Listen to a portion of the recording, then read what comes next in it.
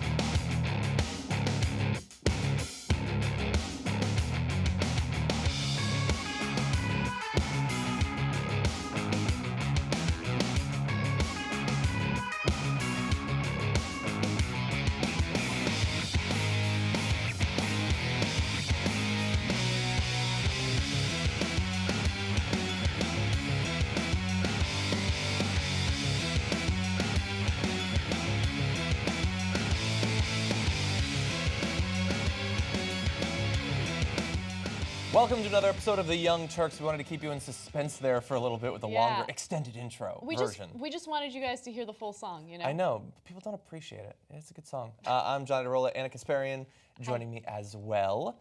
Lots of news to get to.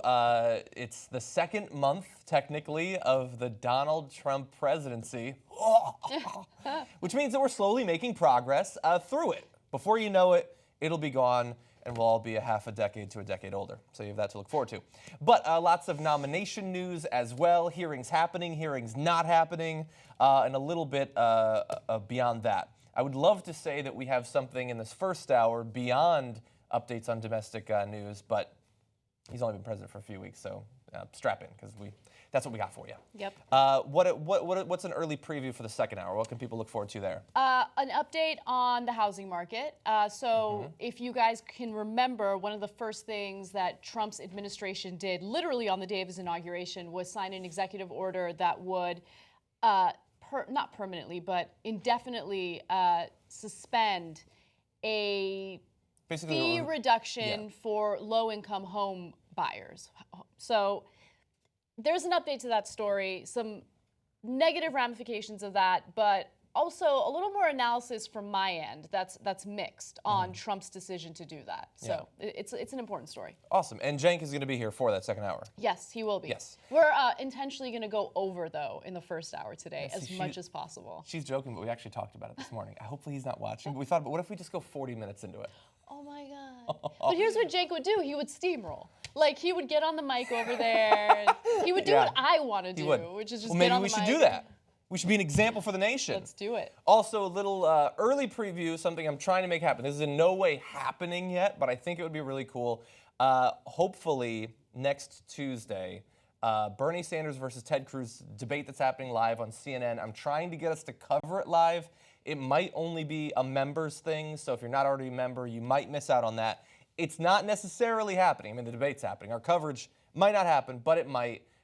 Tweet Cenk that he should make it happen and that he should join us. And one thing that definitely is happening is my interview with Matt Taibbi tonight after the main show. So that'll take place live for our members at 9:15 p.m.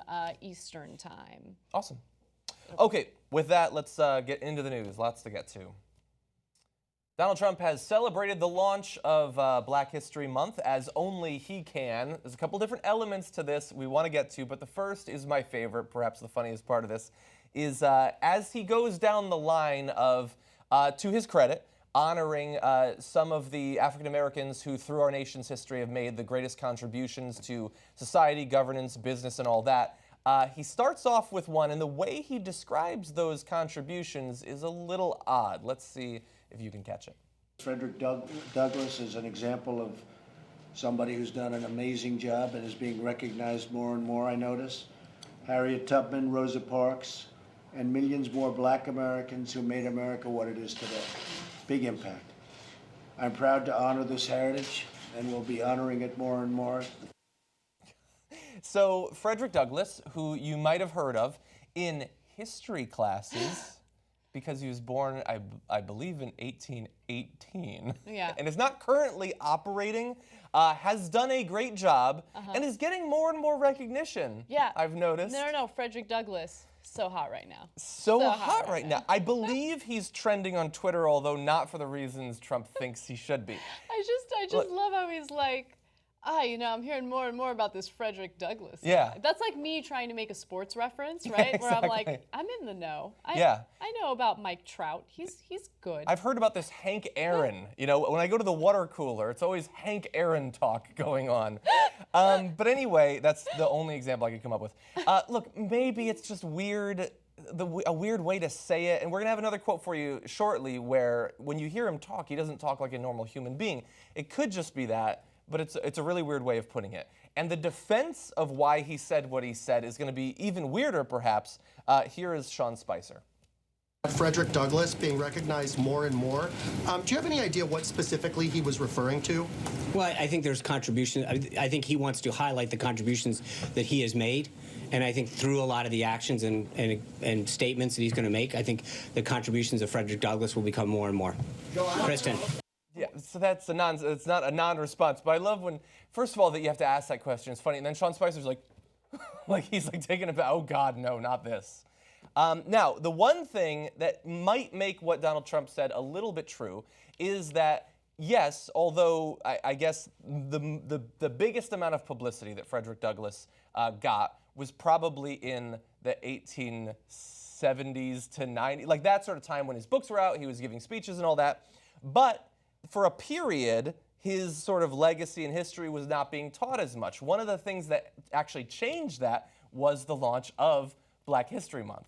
And so if you're one of the people whose knee-jerk reaction is, well, why do we need a Black History Month? Where's White History Month? Which we do have. It's January through December. It happens every year.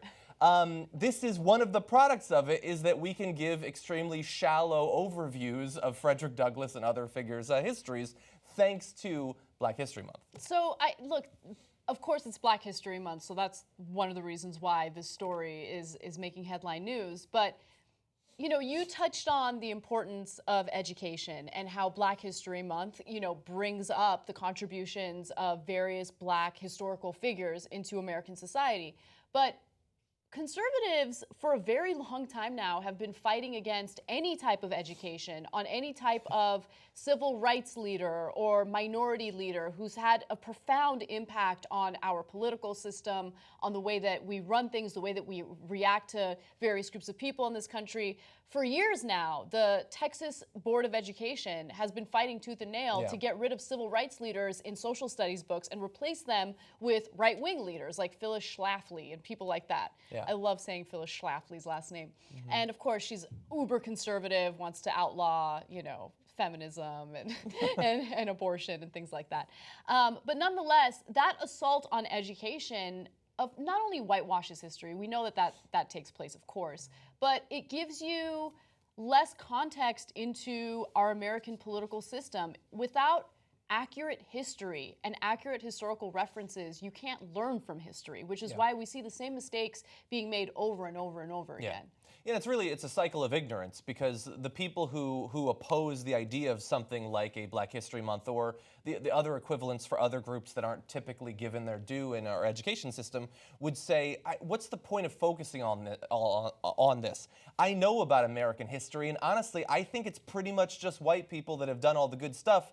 But the reason you think that is because the stories of Black Americans and Americans of other groups aren't being taught. It is ignorance that is leading you to think that their history doesn't need to be taught. And hopefully, if Black History Month even remains through Betsy DeVos's term as head of the Department of Education, future generations might understand the diverse origins of advances in American technology and governance and all of that. As we go through more of these, I'm not sure if we will, but there's just a tone or a cluelessness that comes with everything he's saying. First of all, he had to read a piece of paper that was prepared for him about the names on the paper. And if you can't use those names, the four names that he's ever heard of before that are all on that paper, use them for your advantage or for a pass for what you're doing today in current times, then what's the use? Like, you can use Martin Luther King and say, well, Martin Luther King said he had a dream, and you know, he had this one dream, and that's the only speech I've ever heard, and only part of the speech I've ever heard is the dream part. And then, you know, he said that one day we're all going to be equal, and that's what I'm still looking for, and that's what I love about Martin Luther King. That's all it's ever said about him. Yeah. So then he doesn't know anything about Frederick Douglass, so then Frederick Douglass, who I heard is being noticed more and more, because that doesn't apply to anything I can use him for today. And just read off a piece of paper. Him and Spicer, both when they're asked about it, or Trump wasn't asked about it, when you talk about it, they sounded like fourth graders who were called in the middle of history class when they weren't paying attention, and they had to BS through 5 seconds to 10 seconds worth of an answer. And it's grown-ass men. That's true. But what I don't understand, sorry to interrupt you, what I don't understand is why they're doing this. Because it's not like why they're even having this conversation. It's not like Donald Trump really cared. No.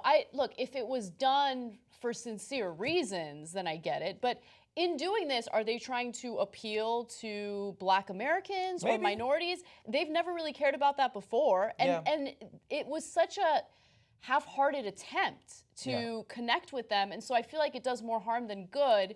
So look, Trump has gotten really far by being very careless in his rhetoric regarding the black community, regarding minority communities. And so it's just weird that he would put himself in this position to even comment on. I'm sorry. Yeah. It's lip service, which a lot of politicians do, so let's not get that wrong. But it's without, they don't have to think much about it because they never had to. So like, well, we got to put something out. It's February 1st. Let's put something out. Let's write up a couple of paragraphs for this guy to read. He'll say it. He'll surround himself with black folks, and we'll be done. Mission accomplished. We have to do it, right? Yeah. We say we care about everybody in the country. If you had asked me 3 weeks ago, will he recognize Black History Month, I would have predicted that he wouldn't. And so I do want to give him credit for two things. One, that he's doing it at all, and he is doing it in a shallow way. It's only slightly more shallow than how past presidents have really done it, to be fair to Donald Trump. And in my reading, I mean, there's a common criticism of even the way that Black History Month is taught focuses on a couple of key individuals rather than social movements and lesser known people. That's all true. So I want to give him credit for that. Look, we have a couple more videos. Sorry, lastly, because this is what frustrates me. Because then I'm sure there'll be people saying, well, what the fuck do you know about Frederick Douglass then? Tell me about his whole life. And you know what? It's true. A lot of people don't know. And we make this, I said this last year, we make this assumption that black folks know about black history. We don't. We're living the same America. Go to the same schools. Yeah, this whole division of not knowing about black history, it goes to everybody. So black folks in general know just as much about black history as everyone else because that's all we ever talk about is the same four figures. Now, what you could say, if you want to actually be real, Donald Trump, and say, you know what, I never really looked deep into it because it's just not the way our system works, but I think we should talk more about historical figures and how they gave contributions and the reasons why those contributions are important today. Yeah. Say you didn't know before. That's cool, because a lot of people don't. Yeah. That's one of the hardest things for anyone to do. It's human nature to pretend like you know everything. And confessing that you don't know is one of the hardest things. You see that in news all the time, where people who have no idea what they're talking about pretend like they're experts. And it's okay. It's okay to take a step back and be like, I'm not an expert in this, so it's what it is. I can say I don't know everything there is to know about just Frederick Douglass, for instance. Right. I, in school, read, I think, one of his books, I think the autobiography, and I could tell you a basic course of his life. But also, I'm not at a breakfast delivering a speech about him. I would have learned a little bit if I was going to do that. Yeah. But let's move on to him acknowledging sort of another important African-American in this video.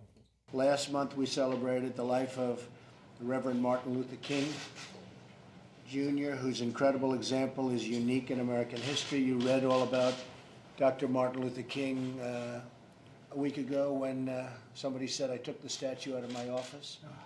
And it turned out that that was fake news. Fake news. The statue is cherished. It's one of the favorite things and we have some good ones. We have Lincoln, and we have Jefferson, and we have Dr. Martin Luther King, and we have other, but they said the statue, the bust of Dr. Martin Luther King was taken out of the office, and it was never even touched. So I think it was a disgrace, but that's the way the press is. Very unfortunate. No, it's not a disgrace, and it wasn't fake news. Fake news is using the guise of a legitimate news source to pass information that you know is false. What happened there is a news reporter couldn't see the bust because it was blocked by a door / a guard, said briefly in a post that it appeared to have been taken away. When he saw that it was there, he immediately retracted it and apologized, but that's a disgrace. It's disgraceful how the media is. So I don't care about the statue. Okay. Right? I don't care. I don't care about the lip service. I don't care about these ridiculous meetings where they're pretending to care about these issues and care about the black community. What I care about is policy. And one of the biggest problems of this past election and past elections is that we've completely moved away from policy-based conversations, and we focus on nonsense like, oh, is the bus there? Does he have the statue? Like, I get well, it. I think it's it a represents symbolic, something if he moves. Of course, I get that. I get that. And so, of course, people are going to notice that kind of stuff. And if someone wants to comment on it, it's fine. But I don't think that that's the end-all, be-all of how someone is going to treat a certain group of people. I think what matters more is the type of policy ideas coming from that individual. And to be quite honest with you, he, had a lot of strong things to say about black communities and how, they're not winning and they don't have anything going on. Okay, so what are you going to do to help them? Help them win, duh. Yeah, so what are you going to do? What are your policies? Yeah.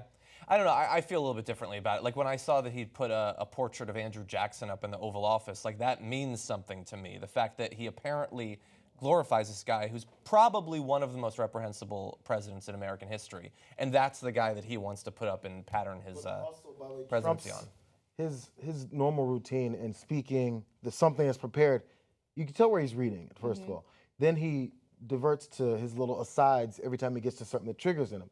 And he was reading, and he got to Martin Luther King Jr. And as he got to that, he remembered, what just happened? Martin Luther King, the bust, and they did me wrong. It's back to him every time. Exactly. You know what happened to me in reference to Martin Luther King Jr.? You know what happened to me? You know what they did to me? And it goes back to his fake news, and look what they do to me, and the media is so unfair.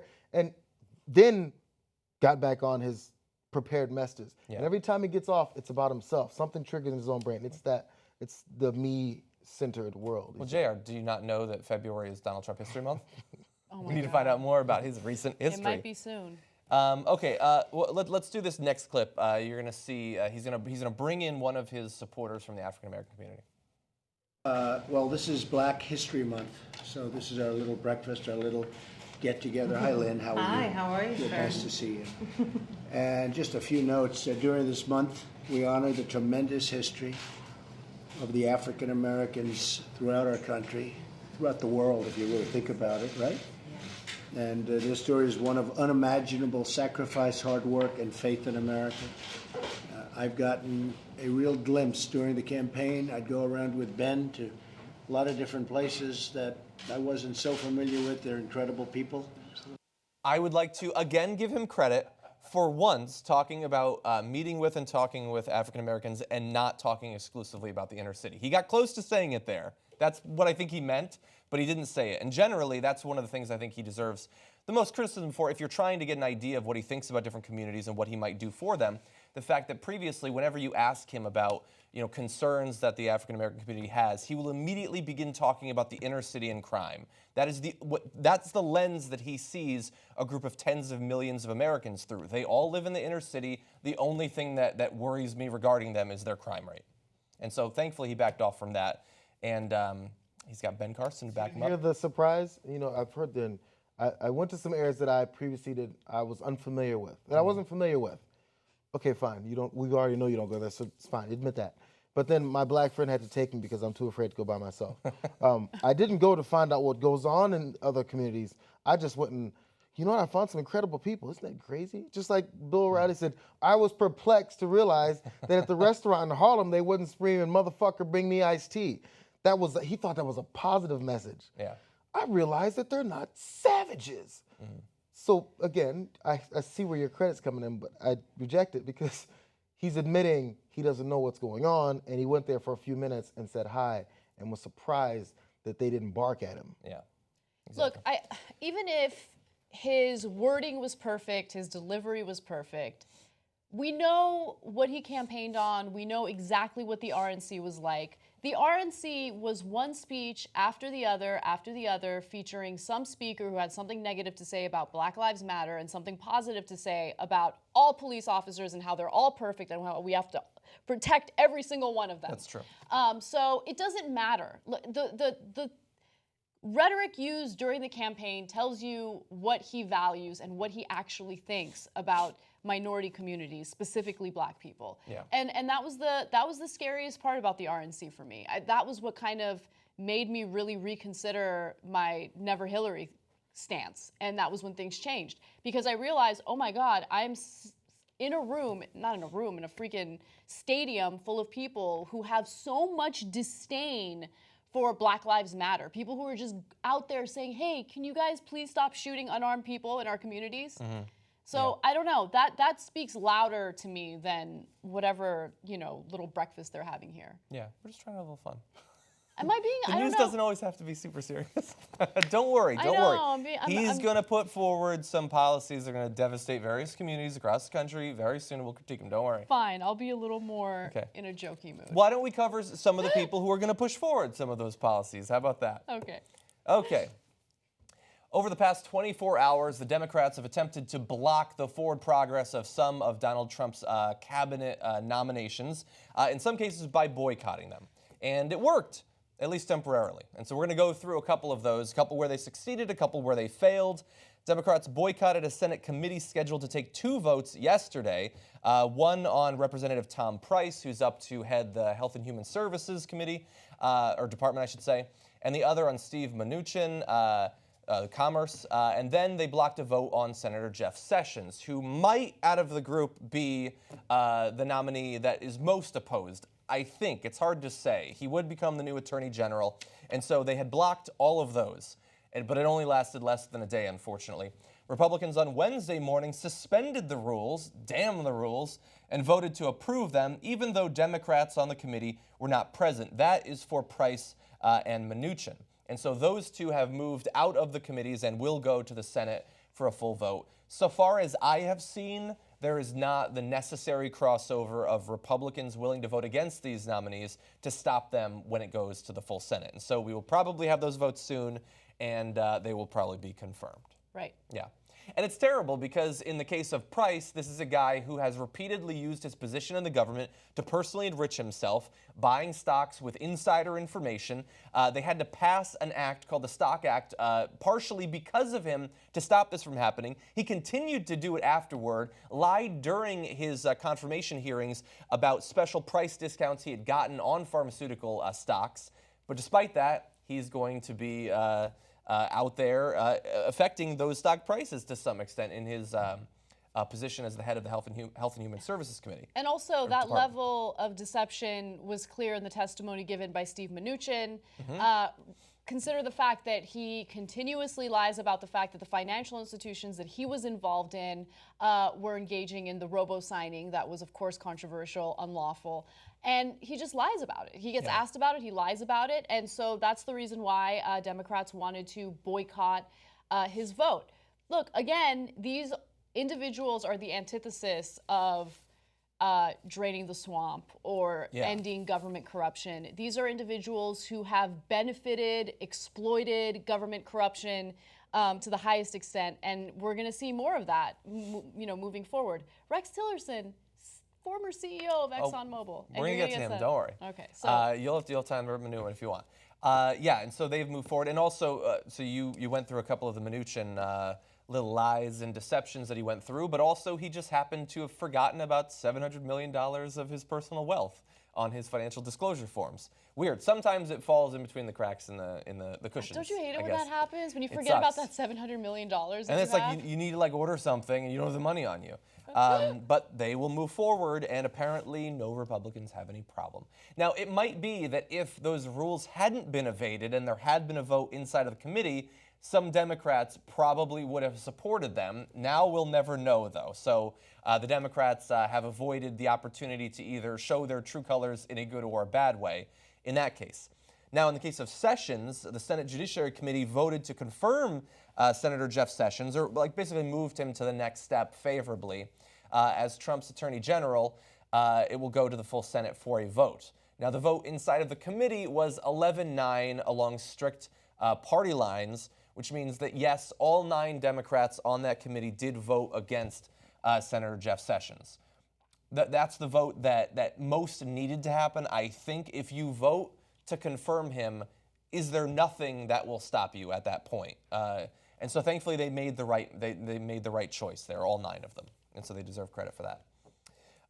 But they're moving forward. And even for Sessions, it's weird. We're going to tell you briefly about a nominee that might not make it through the vote in the Senate. But Sessions, I mean, this is a guy who not only has incredibly archaic, antiquated views on civil rights and civil liberties, but combine that with a guy who perhaps more than any other is fiercely loyal to Donald Trump. And when you have a guy who might have to get involved with the repercussions of the immigration ban, voting rights, the investigation into voter fraud that we heard about and then aren't hearing anything more about, weird how that sort of disappeared. This is a guy that cannot be trusted to impartially deal with any of those issues, and he is going to be in a position to do so very soon, unfortunately. Well, anyone who plans on being impartial will face getting fired by Donald Trump. I mean, Donald Trump specifically wants people who will work with him, agree with everything he has to say. He wants to be in his own little bubble where he will go unchallenged. So it's unsurprising to me that Sessions is someone who's going to just support him and everything he has to say. Yeah. And it's worrying because, you know, through these Senate hearings, the thing that should stand out to Americans the most is, you know, the same checks and balances that we rely on to keep certain branches of government, you know, in check, essentially, are less powerful in this case because of the fact that Republicans have so much more power than Democrats. So, look, Democrats can protest as much as they want. The Republicans are going to get what they want. For the most part, yeah, in most cases. Yeah, and look, we've given over the past, it feels like forever, but I guess it's been less than 2 weeks, or about 2.5 weeks, that we've been going through these daily updates and battles over these various nominations. And it started off strong with a number of Democratic senators, and some you wouldn't have expected of, like Tim Kaine asking really hard questions of the nominees. Some Republicans as well, like Marco Rubio, very briefly grew a sack and used it, and then lost it. Sad, really. He was walking home from school and he lost it in a bush. But anyway, they asked hard questions, and then it started to get a little bit muddled. And there were Democrats who were willing to actually oppose, not just in words, but actually in their votes, Cory Booker, actually in their votes to stop these nominees. And we gave them a lot of shit for that. And now, I mean, they're doing what little they can inside of the rules, because unlike the Republicans, they're not willing to totally suspend our democracy. And so they boycotted. They didn't allow the votes to go on, which is incredibly strong. And when you go back, you don't see too many examples of that. In Obama's initial phase of nominees, there were 2 cases where the Republicans briefly boycotted. And that was weird then. Now we have that happening here, but the rules get changed on them. And so to some extent, the Democrats are doing what they can when they're not voting to confirm some people that they shouldn't. But this is why you don't put them in a position where they have to try desperately to stop one of dozens of terrible people from getting into the halls of government. You don't hand the country over to a goddamn fascist and a group of white supremacists, because then they have to stop all of these nominees, and they're not in a position to. They're not in power. They're not in power in the executive, legislative, or soon the judicial branches. This is why you don't win by losing. You lose by losing. But anyway, we do have a little bit of good news, so why don't we move briefly onto that? I'll try to get into a better mood. Oh, sorry. Look who's salty now. Sorry. Okay. Well, this We're just trying to have some fun here on this show, John. Sorry. Okay. Let's cover some good news. We'll get happy briefly before she becomes the head of the Department of Education. Betsy DeVos is the nominee to head the Department of Education. And while there are many people who've been nominated to be in Trump's cabinet who have major conflicts of interest or a lack of experience in the departments they'll be running, she really has the full Monty. She is not an educator, doesn't know how to run the Department of Education, has no real interest in education. She's interested in destroying education. She's philosophically opposed to the stated mission of the Department of Education. And her ties to super PACs and charter schools raise concerns about possible conflicts of interest as well. And so while she might not be the most dangerous person nominated to be in Trump's cabinet, she also has received the most ridicule and the most disapproval, not just from Democrats. And so we have some exciting news, I guess, today. The question has been for the past few weeks, will any Republicans stand up and vote against these nominees? And in the case of Betsy DeVos, the answer is apparently, thankfully, yes. And so we have a couple of brief statements from Republican senators who will oppose her. The first, Susan Collins. Madam President, I come to the floor to announce a very difficult decision that I have made, and that is to vote against the confirmation of Betsy DeVos to be our nation's next Secretary of Education. So I want to thank her. I also want to thank Jared Jackson for sitting through that very slowly delivered speech, but she's saying the right thing, and that's what's important there. She is, yes. We also have Lisa Murkowski. But, Mr. President, I conclude my remarks to make clear that my colleagues know firmly that I do not intend to vote on final passage to support Mrs. DeVos to be Secretary of Education. I cannot support this nominee. So that's impressive. We thought that it might be the case. I believe Cenk and I talked last week about Murkowski in particular, and Susan Collins, I think there were some rumors But it's good news to see two saying they will actually vote against her. Yeah, I'm curious to see how this plays out, because for the first time during these hearings, you have Republicans crossing over and saying that they will not vote in favor of one of Trump's nominees. Betsy DeVos is honestly one of the worst. It's hard to pick which nominee is the worst, because you have, the CEO of ExxonMobil, you have someone who has deep ties to Goldman Sachs and other financial institutions that just destroyed the lives of so many people by foreclosing on their homes, in a lot of cases wrongfully so. So in this case, though, what makes me worry is, the destruction of opportunities for people who are born into disadvantaged communities or disadvantaged households.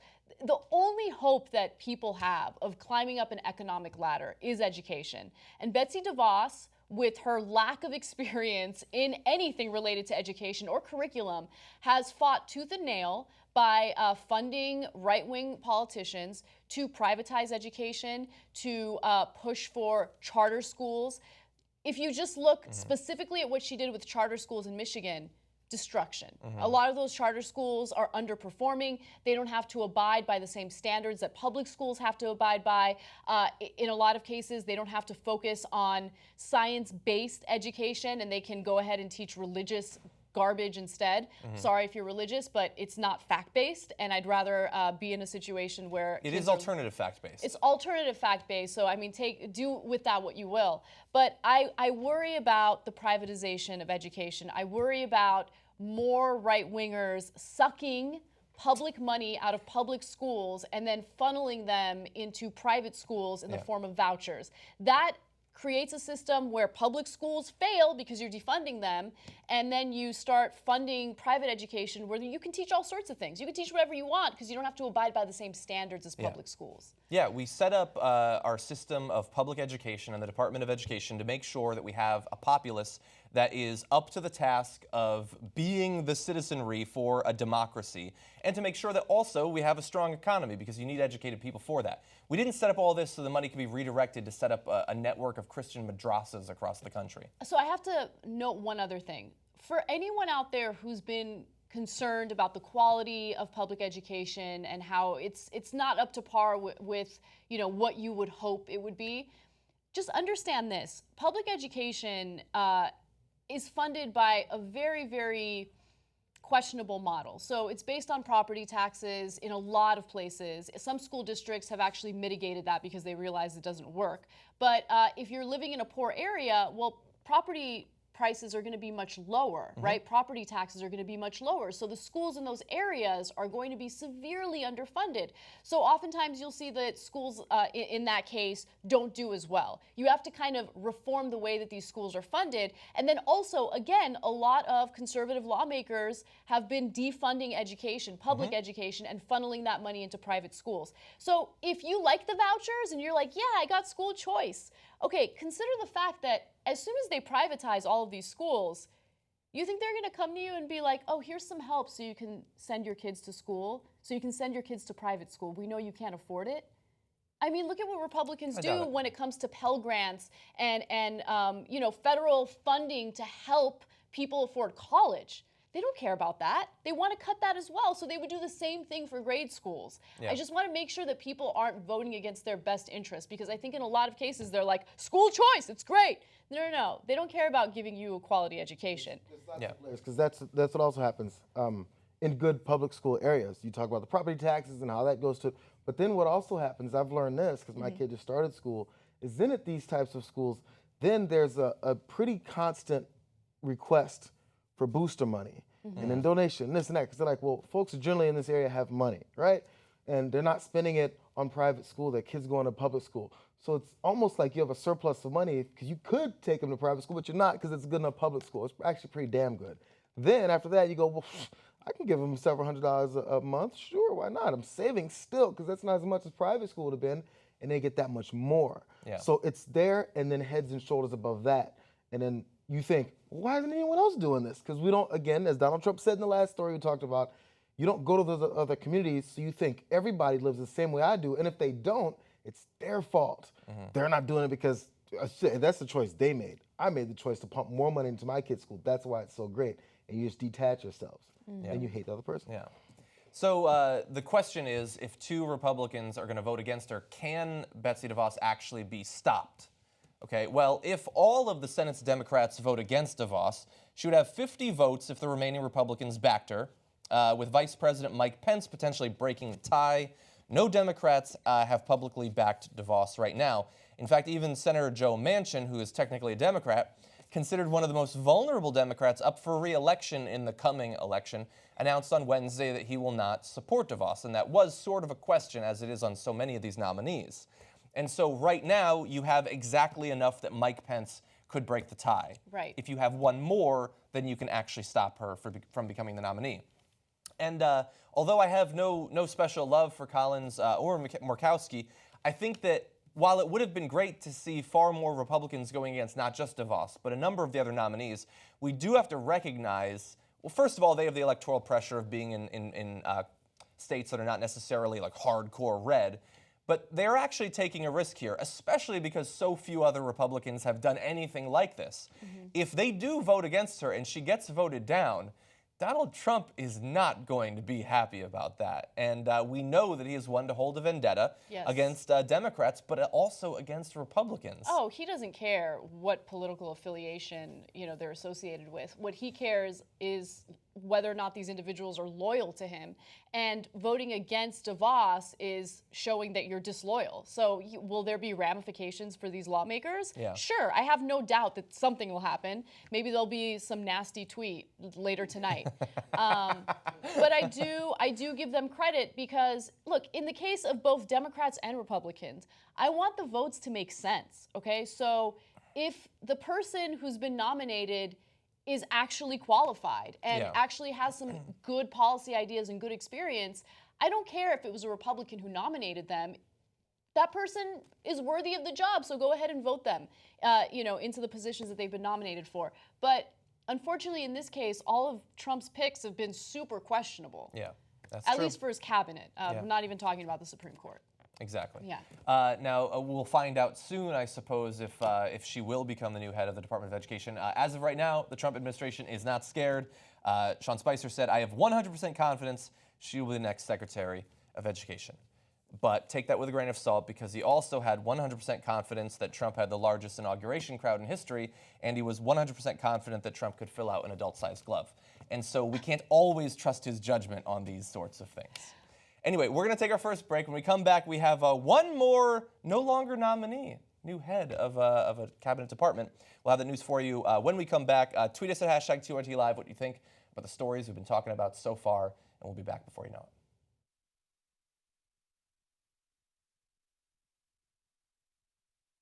Here's how we prove we're too strong. We're up for a shorty again. Let's crush the competition. We're actually up for 2 awards, Best News and Media, of course, and Best Overall YouTube Presence. Ooh, I'll shake the lawn. PewDiePie, we're coming for you. Okay, I don't know if he's nominated. Anyway, let's go win it. It'll annoy our competition. Those guys go, oh, yeah, no, but we're bigger or something. I mean, we don't have the numbers, but we can maybe.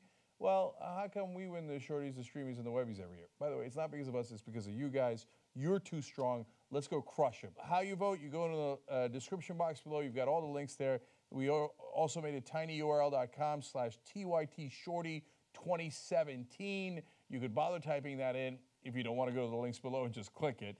And you know what? You can vote every single day. So you can't vote more than twice a day. I don't want any voter fraud, okay?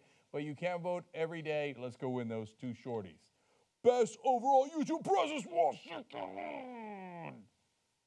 Go.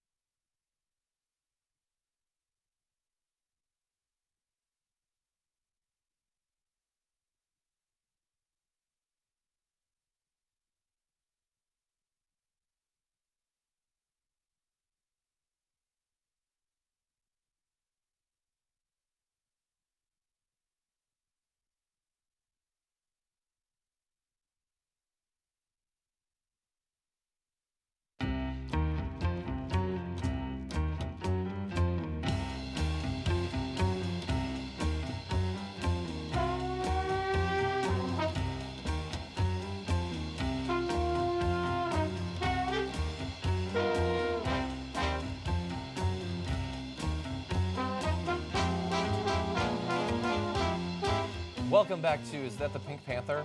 Is that, Jesus. Are we even legally allowed to, anyway, we'll find out, I guess. Yeah, let's, oh, Is that it's the same? not. Okay, good. It sounded Scott. like it, though. Welcome back. A couple more stories to get to. Wanted to read a few of these tweets, though. I saw a few people, Tara Rogers, Josh Kloss, both saying basically that DeVos is the most dangerous nominee. Tara Rogers says, get rid of public education and any hope for democracy goes with it. I agree, although I would upgrade and modernize our education to teach people critical thinking skills, especially generally, but also as applied to the internet. Because there are new threats to the way people think and the way they learn that didn't exist before, and people need to be equipped with the tools to, like, I see people, even libs, sharing stories from sites that are not reputable. Like, you go to it and you see, yes, this is progressive, but you cannot trust what you see here, and people just share it. People in my family share it uncritically. Anyway, so thank you for those comments. Tim Joyce says, in response to basically everything that's going on, remember when we all thought Brexit was the dumbest thing a nation could do? Then America said, #hold my beer and watch this. That's pretty good. And before we close out the first hour, I want to do shout-outs to two of our members. Member Aaron Booz and Emmanuel Wilson. Thank you for being members and allowing us to do this show. It's especially important to me because I don't have any other monetizable skills. And so, thank you. I'm glad that you recognize that, John. Oh, there was one other comment. There was one other comment. Where was it? Oh, Dropkick Kimmy says, if only I could talk to my spouse the way you all discuss issues and differences of opinions, I admire your communication skills. But the funny thing is, we've both been saying behind the scenes, that's really nice, we've both been saying, like, we are, I don't know if it's a caffeine thing or a sleep thing, losing trains of thought. Like, I had a point I wanted to make in the first part. I still can't remember what it was. Yeah, so we talked about it a little bit in the post-game show last night. Cenk and I talked about it. But sometimes you go through these phases where you're like on it, you feel really good. I love it when I go through that phase where after every show I feel pretty good about it. I go home, with a smile on my face. Lately though, because we don't have a prompter, a lot of this conversation is spontaneous. I'll forget what I'm about to say, or I'll stutter too much, or I'll mix up words. I think I'm slightly dyslexic. I'm not kidding. Because I don't think so. Twice yesterday, I kept saying general attorney when it's I know it's attorney general, right?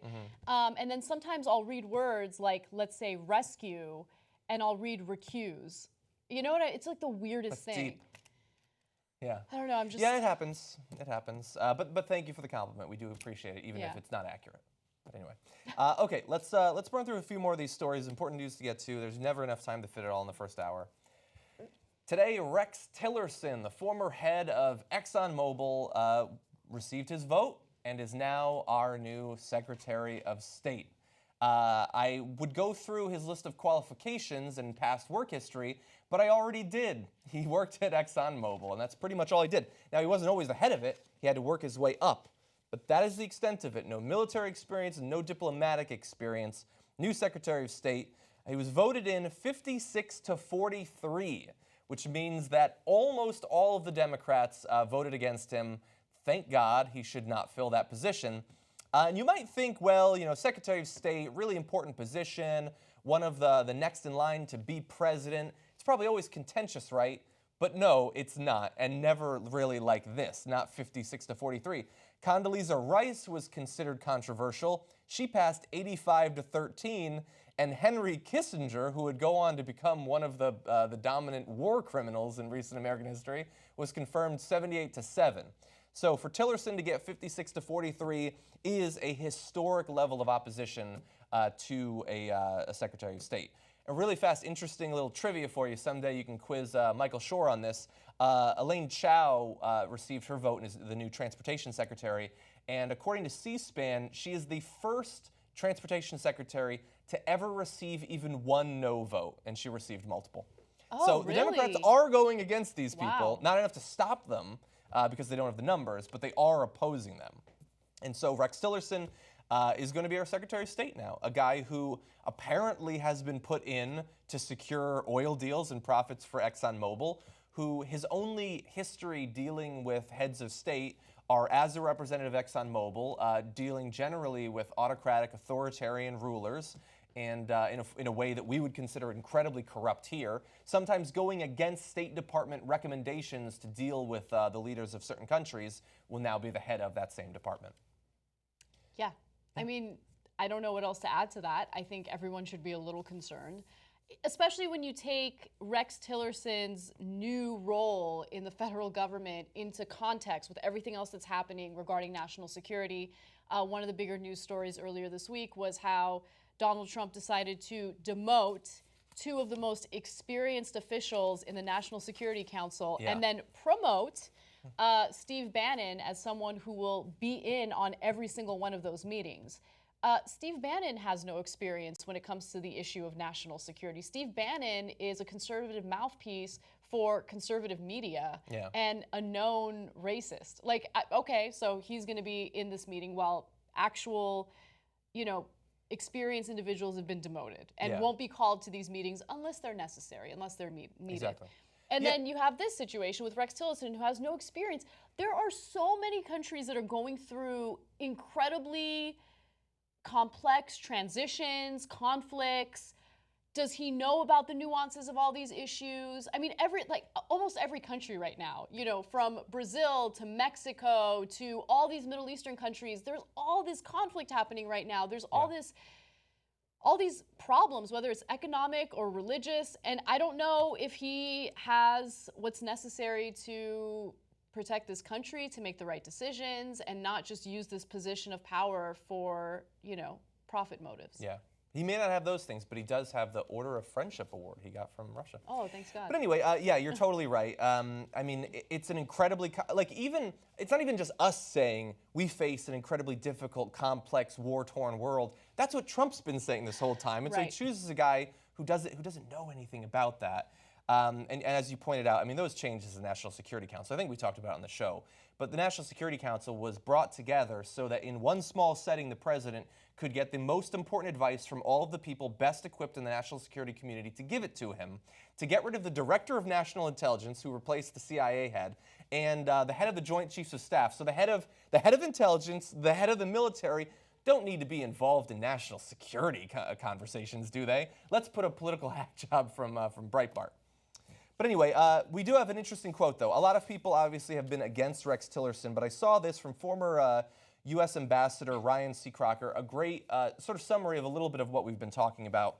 He said, Tillerson faces the most difficult task of any Secretary of State in the post-war era in trying to reconcile President Trump's intention to make a radical break from decades of bipartisan consensus U.S. foreign policy leadership with the reality that, if he succeeds, such a break could lead to global chaos.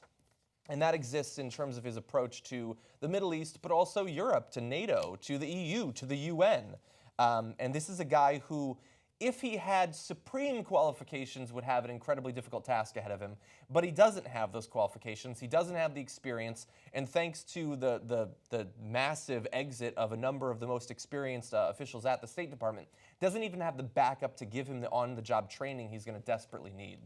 Yeah. Well, I just wish that we had history that we can, recall and try to figure out whether or not someone who has, deep-seated interests in the oil industry should have anything to do with foreign policy. Like, I just wish we had some examples from the past. I don't know.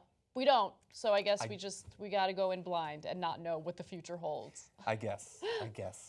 So I've got a higher education story for you that I think you're going to enjoy.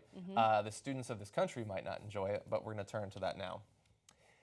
Jerry Falwell Jr., who you might know as the president of Liberty University, has been tapped by President Trump to help strip away some of the new protections that have been put into place to protect students from basically being defrauded out of their student loan money. Those protections, by the way, were put into effect over the past couple of years, and only recently were some of them announced, this week in fact, but don't get too used to them because they might not stay long. Mr. Falwell had this to say about his basically promotion to the head of a higher education task force. He said he sees it as a response to what he called overreaching regulation and micromanagement by the Department of Education in areas like accreditation and policies that affect colleges' student recruiting behavior, like the new, quote, borrower defense to repayment regulations. Those rules codify how borrowers who are defrauded by predatory colleges can obtain relief from the federal government. Okay. Context for that. Okay. Okay. So, first of all, we'll get to the accreditation part of all of this because think about it for a second. Donald Trump, with his fake university that was not accredited, defrauded so many students that he had to pay a $25 million settlement. Accreditation standards are important. Having a crazy person like Falwell decide whether or not accreditation standards are too high is a dangerous, dangerous thing to think about. But let's just focus a little bit on this whole recruiting thing. So, for-profit colleges just destroyed the lives of a lot of students. They defrauded a lot of students, and one of the ways that they did it is they went ahead and told students, hey, you know what, during their recruiting techniques or recruiting meetings with these students, hey, you know what, if you go to our institution, yeah, it's expensive. Yeah, you got to take out a lot of loans, and you're going to go into debt. But here's the thing. If you look at the numbers, 95% of our students graduate to become gainfully employed. So just to give you a specific example, if it is a for-profit college, a trade school that focuses primarily on teaching you to be a sous chef, right? They'll tell these students, you enter the program, yeah, you take out these loans, but once you graduate, you're going to be working as a sous chef, or you're going to be working in the food industry. And then it turns out that they manipulated the numbers because they included people who worked at places like McDonald's, for instance, as individuals who were gainfully employed, but they were not gainfully employed. In fact, a lot of these students, because they have a low-paying minimum wage job, can't pay back their student loans. And so a lot of them would default on those loans. And what would happen? A lot of taxpayers would have to foot the bill, or the interest rates would increase, or the fees associated with those loans would increase. It would be a nightmare for these students. And so the Obama administration came in and said, no, we can't have this. Okay, we need to prove that these schools are helping these students become gainfully employed in order for them to qualify for federal loans, because a lot of these for-profit colleges would rely on federal loans. In fact, 95 to 99% of their revenue would come from federal taxpayers, okay? So it was screwing over taxpayers, screwing over these students who can't get rid of these loans in bankruptcy. This is the kind of stuff that this guy, Falwell, wants to get rid of, these regulations to protect these students. So I had to give you that context. It was important. I agreed with almost all of what you said. I don't understand why you don't think McDonald's should be included as part of the restaurant industry. I think it's a fine restaurant, a fine establishment. I've enjoyed eating there many times. It's part of the, and by the way, that's not me putting down anyone who works at McDonald's, of course, but you don't need a college education to work at McDonald's. The whole point is they lie to students to make it seem as though, hey, look at all these people who graduate and they're gainfully employed. That was not the case. That's totally true. I don't think you can actually even work as a sous chef at McDonald's, unfortunately. Maybe in the future. They're always adding new things. They've got kale now, people. Anyway, but yeah, so Anna gave great general context to that. These particular rules came about as a result of the sorts of collapses you were talking about there, and basically people being left in the lurch without their education or their money. One of them was Corinthian colleges, which fell apart. And a bunch of students, as a result of that, needed forgiveness of loans and things of that sort. Let's quickly go through a couple of these rules to give you an idea of how they're protecting students. And it might seem like, well, you know, they took a gamble, they went to a bad school, they shouldn't have. But when you see the rules, it's really not unreasonable, the protections that were put in place. The rules allow loan forgiveness to be granted to basically to large groups, so as opposed to relief being granted on a one-by-one basis. Similarly, it would forbid institutions from barring students from pursuing class action lawsuits. So again, rather than having to go one by one, you can group up and use that power to press your case. Further context into that. So let's say that there is now a defunct for-profit college, and they found out, the federal government finds out, the regulators find out, okay, they defrauded students so badly, and they can't, because of our regulations, they're not going to get the federal funding that they run on, and so they're going to shut down. That happened with a lot of for-profit colleges, and so when the for-profit college shuts down, what happens to the students who got an education there, right? Yeah. Their degrees are worth nothing, right? And they've been defrauded. It's been proven by the regulators. And so why should these students have to repay all of this student loan debt for a diploma that means absolutely nothing, or a degree that means nothing, and in some cases they don't even get to finish that degree, right? So that's the reason why that regulation or not that regulation, but that rule for students to protect them essentially exists. Yeah.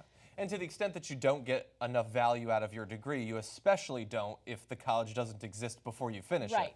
And especially if it's not an accredited college, your credits don't transfer. You can't easily transfer from one to another. If we bring up this last graphic, I just want to show this last part. Restores Pell Grant eligibility to students at colleges that have closed. So if you put a bunch of money into a college, you don't get to finish it, you might have already burned through all of your Pell Grant eligibility. You can't then transfer to another college. This would allow them to do that. According to Jerry Falwell Jr., the goal that he will have is to pare back some of these regulations, give the agencies more leeway in governing their affairs rather than government from the top telling them what needs to happen. And he's got notebooks full of issues. And he also runs, again, Liberty University, this sort of college that could eventually have students that need this sort of relief. Now, I looked into it. It, by some miracle, does have accreditation at the regional level for most of its programs, but God only knows what could happen after a couple of years of him and Betsy DeVos reaming these regulations. Yeah, accreditation is important. The standards should be high. People should be paying for first of all, I don't think people should have to pay for education, especially if it comes down to a public school. But yeah, you want the standards to be strict because you want accredited institutions to teach you fact-based information. A lot of the schools that don't get accredited don't meet the standards necessary to educate students properly. So he wants to do away with some of those regulations, and that is disastrous. Yeah. And obviously, people like him have a vested interest in making the standards easier. So look, people like him think of college education as big business. They don't care about the quality of the education taught. They care about indoctrinating students with religious-based education. But I worry about this because with Betsy DeVos, you have this move toward privatizing education. You privatize it, you can teach whatever you want, including religion. And then you have this guy who now has Donald Trump's ear and could have a huge impact in deregulating the way that our colleges work and, essentially getting rid of protections for students. And right now, students don't have a lot of protections to begin with. Yeah. So think about it this way also. It's peeling back the responsibility of these colleges to do what they're supposed to do for students who are paying them all this money to do it. So if you don't have any more responsibility to the students that are paying you all this money, then what's the point anymore? It's like, again, it's the same cycle. It's taking away the rules so that the people up top or the people who have any kind of power don't have to worry about those little pesky regulations. So when they speak of sweeping regulations, they say it's one of those things you say so many times, like George Soros, that all their followers have to do is say, oh, regulations, that's right, regulations are ridiculous, regulations. We got to get rid of 75% of them. And don't read about what anything these regulations are, and they're many who are supporting whatever the hell this guy does are screwing themselves over because they fall under those students or parents of those students who are getting screwed by this. They go, regulations, who needs regulations? They're going to do fine by me. They haven't been so far. Yeah, that's true. Final point I want to make about this, if you come back to me, can we go to the wide shot? I acknowledge that Don, it doesn't have anything to do with the story, but this is the Young Turks, and we wanted to see what they'd look like as a cat and a mouse.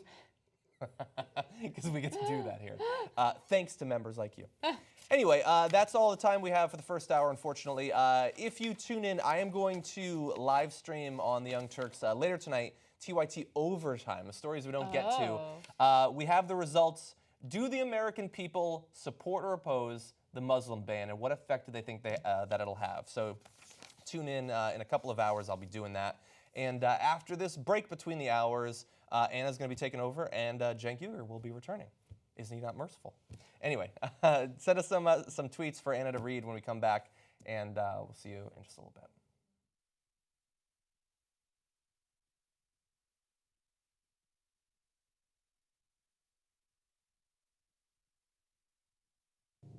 Do you trust the establishment media? The United States economy has never been better. Monetary policy is spectacular. Everybody thought Jamie Dimon was the king of Wall Street last week.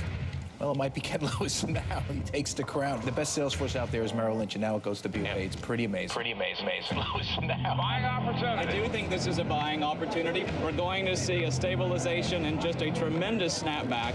The rally will be jaw-dropping. The Occupy Wall Street movement is not a spontaneous protest against economic inequality. This is what we mean by the establishment press. It is a well-thought-out campaign. A well-thought-out campaign to bring down the infrastructure of this country. The embarrassment is that I'm given credibility in this world because of the disappointment that the public has in what the news media does. I'm the former chairman of the Veterans Committee, and I learned a little bit about the cost of war.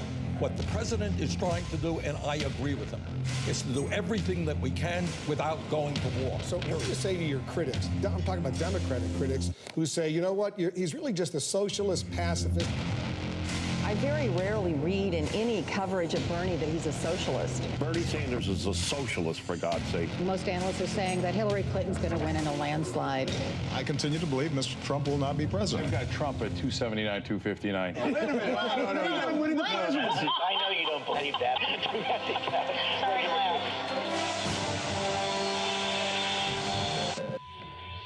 We're not going to be polite anymore. You know what we're going to do? We're going to fight back. Fight for a free and independent media. We're done with politeness. We fight back. We are going to put together the best investigative reporting team in the country. You like Jordan Chariton in the field, challenging Democrats? He's the one that took down Donna Brazil. Thank God for that. Give me 10 Jordan Charitons. Look at the damage I could do. TYT will give you the 4 horsemen, and we will let them gallop. Help unleash real journalism in the country. We don't need anybody else anymore but you guys. tytnetwork.com/go.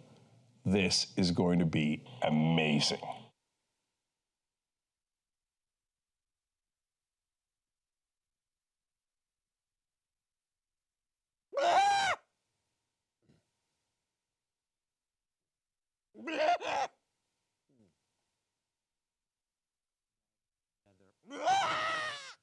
Mayweather will knock out Pacquiao. Floyd beats his wife.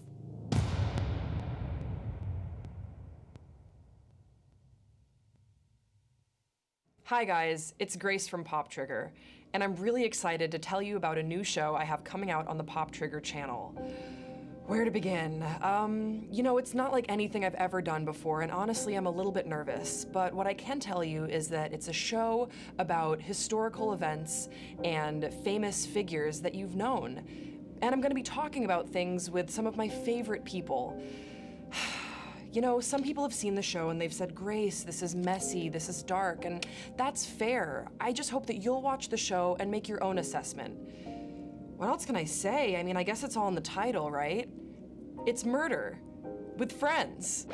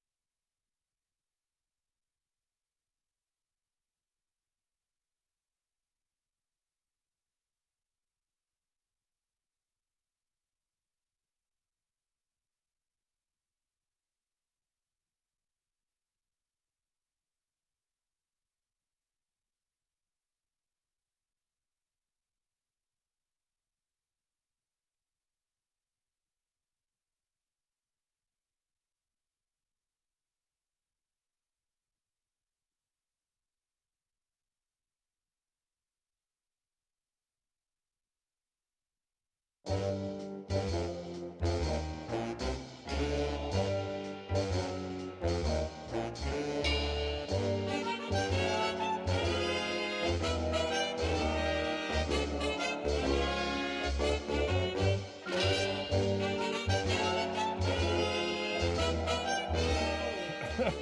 right, back on the Young Turks. Who's this guy? Hey guys, how you doing? Did you tell the audience that you guys had to end on time because Jen gets really angry if the second hour isn't on time? Okay. No, but we did tell the audience about how we planned on going 40 minutes over just to mess with you. Okay. But what would you do? What would you do if we went 40 minutes over? Would you even let it get to that point? First of all, I would bum rush the stage. They'd have a camera in the back, like, oh no, here comes Huger! Yep. Like dragging a chair. Everybody gets fired. No, I don't know. I would imagine that you had super important stories to talk about. So I'd say. Oh, you'd be understanding. Yes, I would. Oh, I'd say, okay. go get him, Tiger. and I understand that. All of a sudden, by the way, Betsy DeVos. Yeah. Sorry. Well, I Okay. hope sorry. Well, we don't know yet, Yeah, we but don't two dissenting voices from the Republican Party. Apparently, it's possible. Huh? Here's what I have to say to that. Huh? Okay. Speaking of which, Chris Allen writes in, is there anyone that Trump has selected that are even passable to do their job? Look, honestly, I know that a lot of progressives disagree with the decision, and he's not my favorite either, but I don't think his Supreme Court pick is that bad. Oh, drums. Okay. In the context of everything that's going on. No, and they're all pure evil, Anna. And look, he's replacing Antonin Scalia. Like, he's not replacing, Ruth Bader Ginsburg. So, okay, don't open up again. I have a lot of thoughts on that, and that'll take the rest of the show. But I'll just say, on principle, the problem is, like, even if it's going to be Gorsuch, if I was the Democrats, I would somehow try to at least last a year to make sure he doesn't get on the Supreme Court for at least a year. I get it. Fair is the fair. The thing is, look, no, I'll tell you what. Now you're gonna make me do it. You're making me do it. Hold on. I got to make a quick comment though. Okay. Quick comment. Because as always, Republicans are a little craftier than Democrats, and in this case, they knew that Democrats are going to be salty about what they did with Obama's pick, right? So they're like, okay, so what can we do? Let's pick someone who's actually pretty qualified and who actually received a lot of bipartisan support in the past. Right? So it's really hard for some of these Democrats to do what they're doing right now. No, it's not. And I'll tell you why. Merrick Garland had a lot of bipartisan support in his previous confirmations and promotions, et cetera. And they're like, oh, yeah, cute trick. A lot of bipartisan support. Fuck you, is what the Republicans said to Merrick Garland. So they're like, oh, that's a bipartisan support. Fuck off. Yeah. Right? So that's how that went. I'm just saying Republicans are doing a good job, and I'm not saying that I agree with this Supreme Court nominee and he's the best Supreme Court. That's not what I'm saying. I'm talking about political theater, and I'm talking about the way the narrative is being drawn out, okay?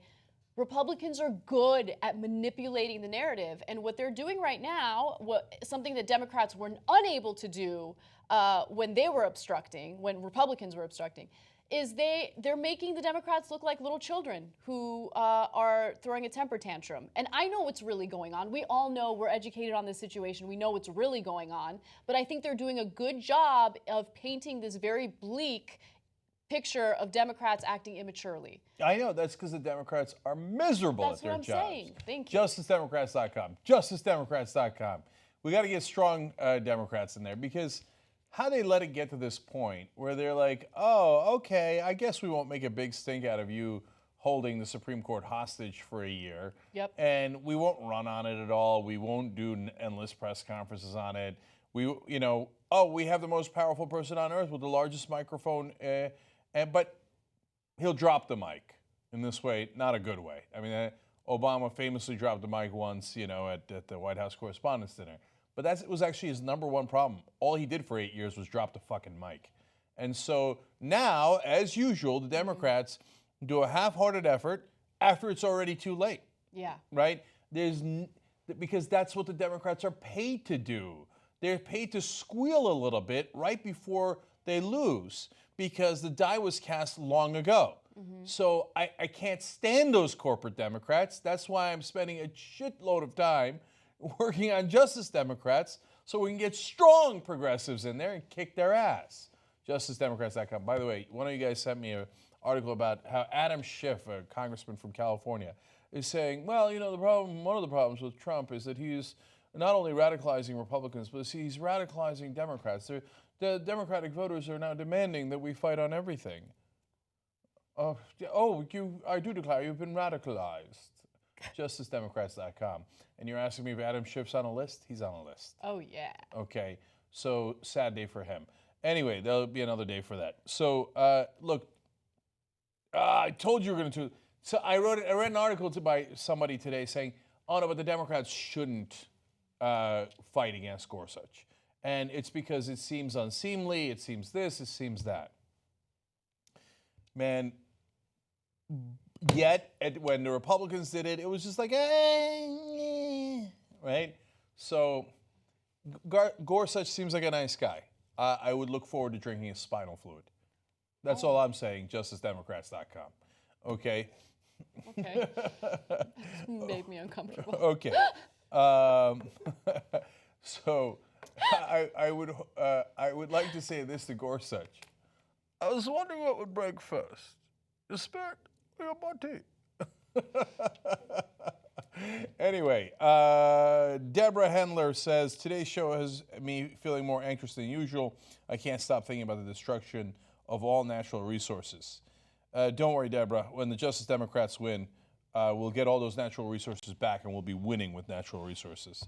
A random tweet here that I kind of enjoyed. Captain Jinglepants, already fun, says, I dropped out of DeVry the moment I figured out it was a scam. I don't have a degree. I make more than most students with a degree. And look, I feel bad because a lot of folks went to for-profit colleges, and some of them are great at what they do. It's just, we got to get as always with everything, whether it's police training, money in politics, you got to get the system right. You've got to get the right incentives and disincentives. Not a diss on anybody who went there. Okay. So we got a big thing here today.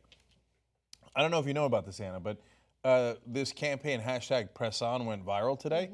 And it's awesome. It's saying to everybody, hey, you should support news organizations that you believe in, that you trust, that bring you real news, especially in the time of Trump where he's attacking the media. I mean, yesterday we ran a story about Project Veritas where they said their number one target for 2017 is to tear down the media. Steve Bannon, the chief strategist for Trump, says the media is the opposition, okay? So people are now saying, well, then let's support the media and get real news and not fake news. Hello, that's us, tytnetwork.com/join. We run on subscriptions. So if you want to, if you like the mainstream media, bless your heart, and I think there's a great role for the New York Times, et cetera, you want to support them, great. But if you also want to support independent media, that's a watchdog on Trump, and for the low price of $10 a month, you also get a watchdog on the establishment. Okay, so tytnetwork.com/join. And if you guys want to chip in and tell your story of why you like Young Turks or you subscribe to Young Turks, why you think it has an important role, we love you for it. Say it on Facebook, say it on Twitter. If you want to make a video about it on YouTube, that's great. And use #PressOn and #TYTLive. And we'll spread that around for you guys as well. Sharing is caring. Everybody share. And of course, we're doing the fundraising to literally hire investigative reporters. That's what this is about. Watchers on the wall, the sword in the darkness. So tytnetwork.com/go to help that campaign. Let's continue to make it viral. You go, make it viral. Okay, let's be stronger so we can have super tough watchdogs that look over Trump and look over the establishment and check their ass. Okay, all right, let's move forward. All right. The Intercept has a damning report in regard to our intelligence agencies and some of the undercover work they've done regarding right-wing extremism here in the United States. Now, what this report specifically focuses on and hones in on is the infiltration of white supremacists into our local police departments. Now, the incredible thing about this story is that there have been warning signs leading up to what we're experiencing now. In fact, back in 2006, before Obama was elected, the Department of Homeland Security had released a report indicating that there was a growing problem of right-wing extremism here in the U.S., but conservatives fought it so aggressively that the DHS not only retracted their report, they also decided to disband a group of individuals who were tasked with fighting right-wing extremism here in the U.S. Well, fast forward to today, and we have even more information about what's going on. According to the Intercept, the FBI Counterterrorism Guide from April 2015 notes that domestic terrorism investigations focused on militia extremists, white supremacist extremists, and sovereign citizen extremists often have identified active links to law enforcement officers, and explains in some detail how bureau policies have been crafted to take this infiltration into account. So federal investigators have been reluctant, though, to publicly address that threat or to point out the movement's longstanding strategy of infiltrating the law enforcement community. And part of the reason why is because of what the Department of Homeland Security experienced back in 2006. The type of criticism and the pushback that they got from Republican lawmakers. And look, let's keep it real. There are members of the government, people working in intelligence, who are fundamentally weak and can't withstand criticism. And so as soon as conservatives get fired up about something, they get scared. But if your intelligence has found that there is a growing problem of right-wing extremism in this country, which could lead to actual individuals getting hurt, maybe you should do something about it and have a backbone. Well, it's telling when they say, hey, don't investigate white supremacists. I mean, what a weird thing to say. Why? Do you identify with them? It's another thing if they said, hey, look, we're going to investigate all right-wingers, including Rush Limbaugh. Wait, Rush Limbaugh's not in the cops. Why would you investigate him? I don't like the guy, but and I don't agree with him, but that has nothing to do with this, right? But this is the FBI. They're not there to waste their time, and they're not a particularly left-wing organization. They're just saying we need to figure out if white supremacists have infiltrated things like our police departments and are taking actions that are hurting some of our citizens. I mean, how can you be opposed to that? Unless you're a white supremacist and you think that's awesome. Oh, I mean, some of the evidence they have is how I have the evidence. I know, but how they attack members of minority groups without justification. Like, aren't you? I hope you're against that. I mean, the only way you're not against that is unless you're a white supremacist. What's weird is that when it comes to domestic terrorism, it's become so politically charged that individuals want to protect one form of terrorism while aggressively going after another form of terrorism. Domestic terror is domestic terror. I don't care if the person doing the terrorism is white or black or Muslim or whatever. What I care about is the government using the intelligence that, by the way, we're paying for in an effective way to protect American citizens, regardless of what an individual's background is. Now, and can I just say, before you get to the specifics, I just figured it out. I can't believe it's taken me this long when we talk about projection all the time. So I just realized why they blame all Muslims. And I'm like, what? That's so irrational. Like, and I know that some of them will say, no, most Muslims, majority Muslims, whatever, right? Whatever distinction you want, right? And I think, like, why not just go after the guys who actually did it? And, like, so we don't, like, can you imagine if we were, like, weirdly, like, no, don't go after the radical jihadists. Why would you do that? No, of course go after the radical jihadists. They might kill us, right? Right. But don't randomly go after a Muslim dude who is not a radical jihadist, right? So, but I figured out why. Because they're doing projection. They think, well, when you go after white supremacists, we assume you mean us. So that's why they get defensive. They're like, why are you going after white supremacists? Don't go after white supremacists. So they assume that we're going to have the same reaction, where we're going to be like, don't go after jihadis. Why are you going after jihadis? No, yeah, we want you to go after jihadis. We want you to go after right-wing terrorists.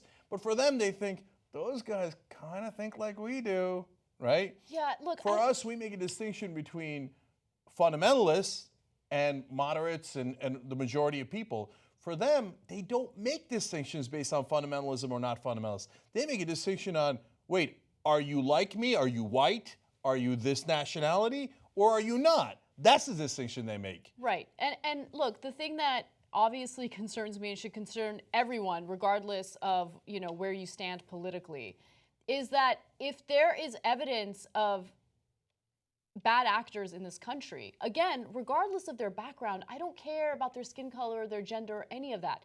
We want to make sure that we take care of that situation instead of ignore it to the point where someone can really pose a real risk, an imminent threat to American citizens. And by the way, I want to be clear about something. So this FBI report is not something that the FBI just willy-nilly published, right? This was something that The Intercept got a Freedom of Information, used the Freedom of Information Act to get a request to get this information from the FBI. And so they're looking into it and they're like, oh my God, look at what's happening. And then you put it in the context of what happened in 2006 with the Department of Homeland Security report, and it starts really raising a lot of red flags. So I'm going to steal one last piece of context on 2006. That Department of Homeland Security report, 2006, it was under the Bush administration. Yes. So, and by the way, give credit to the Bush administration for doing a report about right-wing terrorism and white supremacists and et cetera. And then, unfortunately, it was released under the Obama administration. Obama administration did not write it. They happened to release it publicly when Obama was president.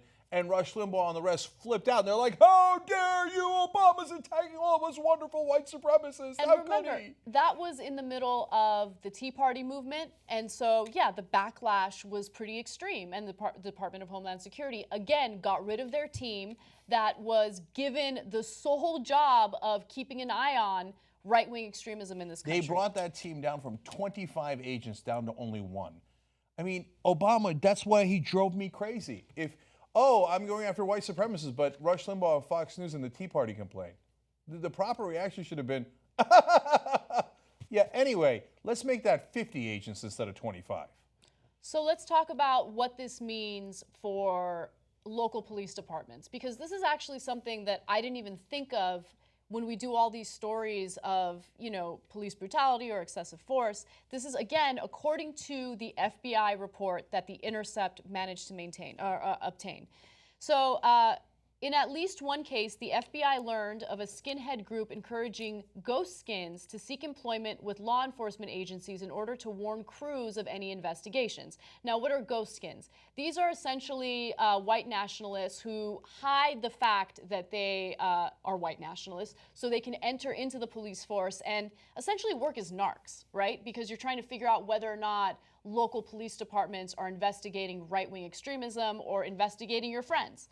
Also, in Los Angeles, a U.S. District Court judge found in 1991 that members of a local sheriff's department had formed a neo-Nazi gang and habitually terrorized Black and Latino residents. In Chicago, John Burge, a police detective and rumored KKK member, was fired and eventually prosecuted in 2008 over charges relating to the torture of at least 120 Black men during his decades-long career. Burge notoriously referred to an electric shock device he used during interrogations as the nigger box. So now, one of those was 1991, but that's L.A. Oh, L.A. is so liberal. Depends on who you're talking about. The other one was 2008. That's not that long ago, and he did that to just one cop to 120 Black guys, right? And then you wonder why sometimes Black Americans say, "Hey, we've got a little different experience than you." Sometimes we get that box. Now you never see it, because the white supremacists aren't going to bring out that electroshock device for you, because it's not intended for you, and it's not intended for criminals. It's intended because the guy's a white supremacist and would like to torture Black people. That's why he went to jail over it, okay? So, but some people never see that, and they go, well, since it didn't happen to me, it doesn't happen. I don't believe it. I don't believe it. That's why you need the FBI to suss out what isn't true and what is true, and to investigate and pursue justice. So we have one more example. And by the way, these are just a few examples highlighted in the report. I highly recommend that you guys read the full report by The Intercept because it's illuminating and it tells you what's really going on. And there needs to be solutions to this problem.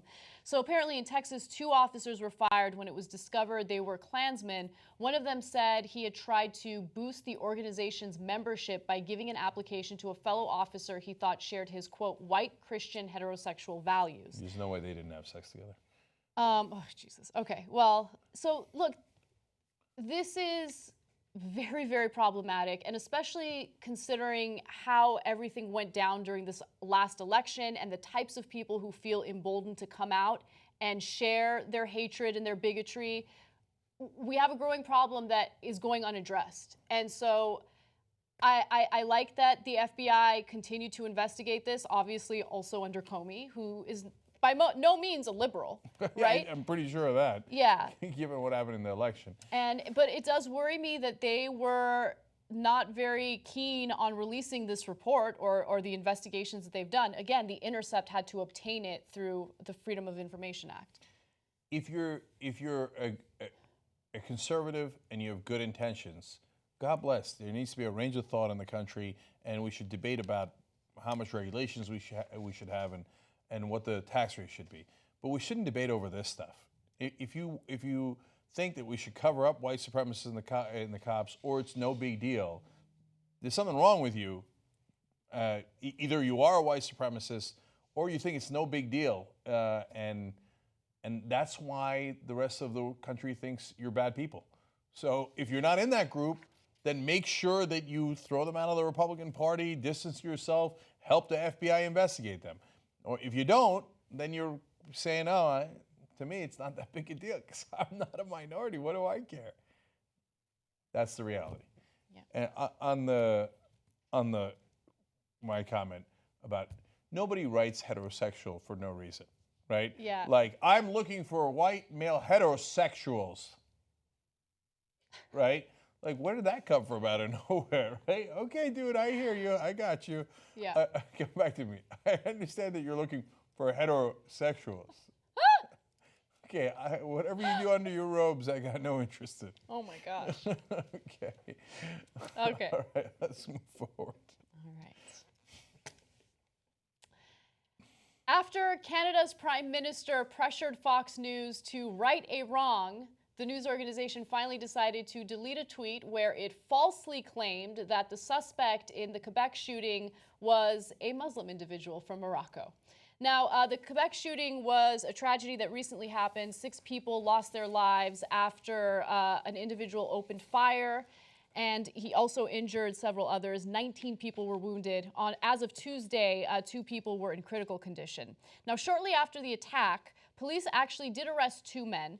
Police did not release their names, but local media cited police sources to identify them as a French-Canadian and a Moroccan-born Quebecer. By midday on Monday, police had clarified that only one was a suspect, and they had released the other, who is now being treated as a witness without charge. So the person that they let go was actually the Moroccan individual, who was a witness. In fact, he actually went to the scene of the crime to help people, and then he saw a cop who was carrying a firearm and didn't know if it was a cop or if it was the actual shooter, so he started running away. He was afraid. And then later on, after they detained him and asked him a bunch of questions, they're like, oh, okay, you're actually totally innocent. The person who did commit the crime was not Muslim. His name is Alexander Bissonnette. So again, he is a French-Canadian. So on Monday, Fox News later sent out a tweet on Monday afternoon, shortly after the police had issued that clarification, suggesting there was just one suspect in the attack who was of Moroccan origin. Again, that's misinformation. They should right their wrong. But they didn't do it until the Prime Minister's office contacted them and said, hey, you need to take this tweet down and you need to apologize because the shooter was not Muslim. He was not the Moroccan guy. It was actually the French-Canadian guy. So, look, right after a shooting, there's mayhem, and there's the fog of war, and we say this all the time on there, especially when we're carrying something live. There'll be a lot of information that isn't exactly right. Wait 24 hours, you'll have much better information. 48 hours, much, much better, right? So their original wrong tweet I'm not even getting on them for. Now that was all over the news, but maybe partly because of Fox News, that they were both suspects. And I had read that earlier in the day. So if you run with that headline, of course you should be careful, but mistakes happen as you're trying to rush and get news out. The not retracting it is the part that's so Fox News. Like, oh, we got it wrong and we said it was a Muslim, then we're not going to fix it. No, so I agree with you on the second part. I definitely disagree with you on the first part. Here's the thing. I get that as a news organization, you want to be first. You want to be first. I'm going to be the first to mention, to ID the suspect. That's so important. No. You know what's more important than being the first to ID the suspect? Being accurate about the suspect that you're identifying, because you could really put someone's life in danger if you're accusing a completely innocent person of opening fire and killing 6 individuals. So what if people knew at that point what the identity of the Moroccan guy was and they wanted to carry out an act of violence to get revenge? I mean, it would have been a nightmare. What if someone never saw the retraction and didn't know what the truth was about the identity of the shooter? It puts people's life in jeopardy. And by the way, I don't agree with any type of vigilante justice. I don't care who the actual suspect is. As a private citizen, you shouldn't go out and try to get justice on your own. You should let the justice system deal with it. But with that being said, as a news organization, you should not take situations like that lightly. You have to be careful. Yeah, and so, well, to partly back you up, Anna, most people hear about that news event as it's happening. They don't follow up for, additions to the story, updates a day later, day and a half later. And so what you say in the beginning is what most people are going to hear. So I understand that. It's just, we live in a very imperfect information world on the day of, right? There's a lot of speculation about who it might be before we find out who it is. And that speculation to some degree is normal. But, to the best of your ability, you should say that you don't have perfect information. Now, a tweet's only 140 characters. But once you put it out there that it's that, what does it do? And I went all over the internet. I saw it live as it was happening. Like, we know it. Oh, you think it's just, right-wingers against Muslims? No, it was a Muslim anyway. Ha ha! It was a Muslim, right? Now, it turns out he was, a witness and he was trying to help the victims. Yeah. But by the way, to this day, if you go and ask a right-winger, since they don't care about reality, I guarantee you at least half of them will say, oh, no, the shooter was a Muslim. They'll say, I guarantee you if you poll them, they'll say that. Let's go to graphic 12. Yeah, just to show you how much of a Muslim the shooter was. Oh, there he is. Okay, yeah, he looks super Muslim to me. Yeah, there are white Muslims, but many throughout their the last world. Names are not Bissonnette. And also, sometimes, but really? But it's in his case, no. Yeah, he is described as a pro-Donald Trump, anti-immigration individual who's also sympathetic to the far right. Okay, and by the way, that's not to say like, oh, all Trump supporters are going to go off and shoot people up in a mosque. But it is important to note, hey, you know what? It doesn't matter what someone's political affiliation is. If they are extremists, they're extremists. And in this case, this guy was an extremist. So that leads me to my final point about Fox. First of all, you can't call yourself a news organization if somebody says, okay, look, you got this wrong, and it's very public, and like from time to time, by the way, we make mistakes. And our critics love it. Oh, you misspoke about something. Oh, this made my year, right? And we'll come out and say, hey, you know what? Even though it's our critics and they yada yada, but okay, here's the reality, and so we got that one a little wrong or misspoke, whatever it might be, right? God bless. Okay, I actually think that the audience, being our editors from time to time, we do 2-hour show every single day. Without a prompter. Without a prompter, that's helpful because we want to get you the truth. We're not. That's our whole point here, is to try to be as honest with you guys as possible, et cetera. Now, but in their case, it's a giant so-called news organization. They know they got it wrong. There's the entire public campaign to get them to, they're not asking for Bill O'Reilly to come out and say, I speak for Fox News and I apologize, right? They're just saying, take down the goddamn tweet. Right. And it took like forever to take the tweet down. And now, to give you a sense of whether they're really fair and balanced, as if anyone really has any questions anymore, did they do segment after segment of, it was a pro-Donald Trump guy? Why won't they name it? Why won't they name the far-right extremists? Because if you just name it, it'll go away. Just call them far right-wing extremists. I don't think Fox News did that segment. So I'm not sure they understand the words fair and balanced as well as they should. Anyway, they did eventually, because of pressure from the Prime Minister's office, take the tweet down and issue an apology. Okay, well, I mean, after the Prime Minister asked you several days later, they are willing to withdraw one tweet. Yeah. Okay, are they not merciful? All right. Following an executive order by Donald Trump, apparently mortgage applications have dipped 3.2%. Now, Trump has already had an impact on the housing market, and what exactly did he do? What action did he take that had this impact? Well, apparently, days before Obama's administration came to an end, he had signed an order involving FHA loans and the insurance that home purchasers would have to pay for if they have those types of loans. So FHA mortgages are for individuals who have low income, who might not have 20% to put as a down payment for a new home.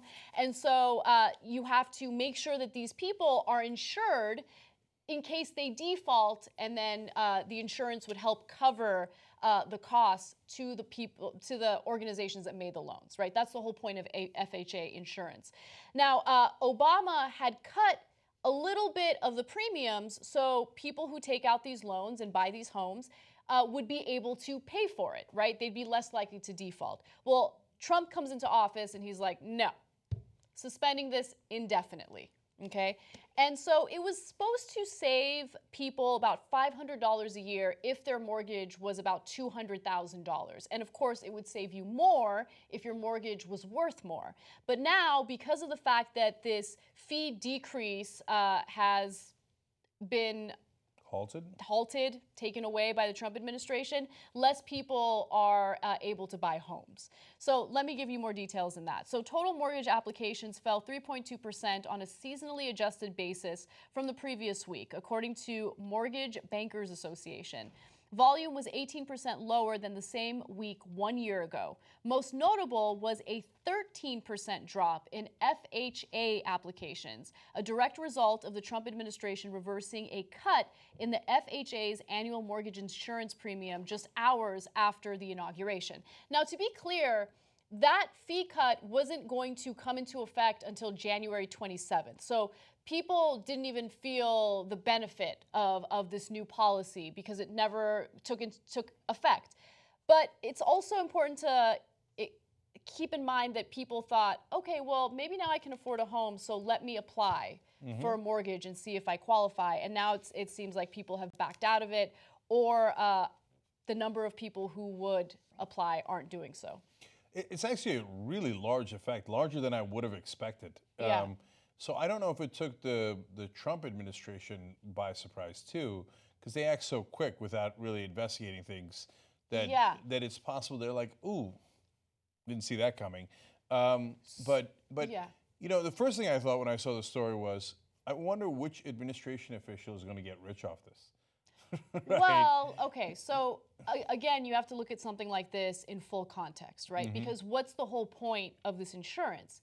It's meant to protect homeowners, or actually protect the lenders who gave out these loans to homeowners who defaulted, right?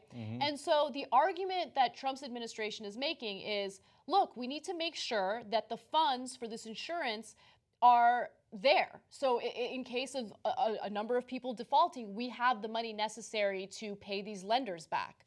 But what's interesting is I don't see any data indicating that they're low on funds, right? And so they have to really make that case, and they haven't made that case. But here's the thing, I'm actually mixed on this. The more I read about it, I'm mixed on it.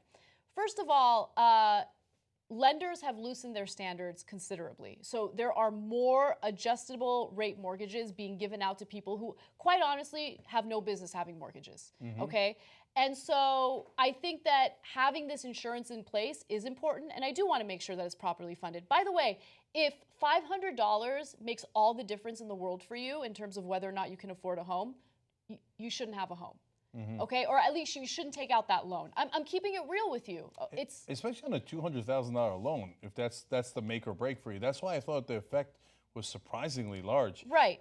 So I hear you on that, and it might turn out to be a good move. By the way, how dare you be mixed on a Trump story? We are always against Trump no matter what he does, okay? No, of course, it's an interesting proposal, and we take all of his proposals and judge them on the merits. But also the context is informed by experience. So I don't know who gets rich off this, and it appears right now nobody is, right? In fact, it's hurting the markets, and I wonder how they'll react to that. But usually it's because someone asked, especially because they've done no analysis. They've only been in office for a week and a half. It's not like he said, all right, guys, go crunch the numbers, and let's see how much they actually need in this insurance, et cetera. No, somebody had a specific ask as soon as they were in office to do this. So you do that either for a political agenda, and that's a little unclear here, or you do it because, I was kidding about the administration officials partly, mainly because a donor asked you. And the donors, as soon as you get into office, have a long laundry list of requests. And so who knows? I don't know if somebody was betting against the markets, or maybe, like I said, it might have had a consequence they didn't intend. Yeah. But somebody asked for this, Look, and they got it, and then maybe they got a little bit more than they bargained for. Look, again, this is based on my analysis and my speculation. I could be wrong about this, so I want you to take it with a grain of salt. But based on what I'm seeing in the housing market, you see the lenders giving out risky loans. And then how are these lenders going to be protected if these individuals default? Well, you have this insurance program that will cover their costs, right? So you give out the risky loans. Eventually, if they default, you don't have to worry about it because the federal government's going to come in and they're going to cover your costs. So that's the thing that I have in the back of my mind. Look, here's something that I think everyone needs to pay attention to when it comes to the housing market. First of all, home prices are insane right now. Okay, they're in some markets more expensive than they were in 2007. So what the hell happened? I mean, wages haven't improved that much, right? So how are they slanging houses left and right? Why are they so freaking expensive? Well, here's what's going on. So large U.S. banks raised their own risks by pushing down lending standards for a fourth consecutive year in 2016. Looking at 90% of the debt in the federal banking system, equal to $5.2 trillion, the OCC found that banks are easing standards because of competition from other banks and non-financial firms. Their appetite for risk is expanding, and they are seeking to make more loans. Now, while this movement is consistent with past credit cycles at a similar stage, credit risk is expected to increase if the trends we see today continue. So again, year after year, they loosen their standards. And that's what I've been trying to warn everyone about when it comes to subprime mortgages. They're still being given out to individuals who have no business having these loans. I figured it out. Trump's listened watching the Young Turks. You're right. You have been saying that for a long time. Yeah. And he's like, you know what? They have loosened their standards. I think Anna's right about this. So look, you're right. As I look at that, when bankers increase their appetite for risk, watch out. Okay, here comes the bubble over those 4 years. They're making it larger and larger. Now, conservatives and progressives should agree on this. I don't know why. I do know why the government backs up some of those loans, right? And you have to have stability in the financial markets. Yes. But when they go to an extreme, which happens far too often and might be happening again, where they're like, go ahead, loan things out, and if things go poorly, we'll pick up the tab. Why? Why should the government pick up the tab if you've miscalculated your risk? Why should the gains go to you, but all the costs go to us? If you're a conservative taxpayer or a progressive taxpayer, you should hate that, and we do. And nonetheless, both Republicans and Democrats did the bailout. So if Trump actually cares about principle and is going in the right direction now because of that, great. I have to be honest with you. I'm super skeptical because of the speed at which it came, the level of detail that Trump does not have on policy. There was somebody who asked for this, and we don't know why. Now, if at the end of the day it turns out it's the right policy, okay, great. Then who cares who asked for it, right? I'm just note of caution on where it came from and what they might be looking for. That's all. Yeah. By the way, they want to repeal Dodd-Frank, so the market's going to crash. Okay, so that's going to happen. That's going to happen. I'm just giving you guys that warning, okay? Now you've been warned. Now Trump watching this goes, oh no, tweets out, market's going to crash. Sad, baby. How are they slanging out these houses? How? How are they slanging them? Everybody wants to know. Let's get some watchers on that wall, figure out the slanging situation. tytnetwork.com/go. Yeah. Okay, let's take a quick break. We have more stories for you guys. We'll be right back.